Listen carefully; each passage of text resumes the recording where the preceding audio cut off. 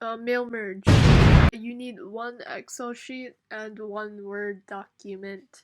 Let's say you lend money to your friends, but you actually keep track of them in an Excel sheet. Your goal is to make a bunch of notes demanding to be paid back. Step 1. Go to Mailings tab and click on Select Recipients. You will need to then choose an existing list and choose choose this one. Then put the cell range in cell range box. Click OK. Now you have this yellow bar on the top of your document.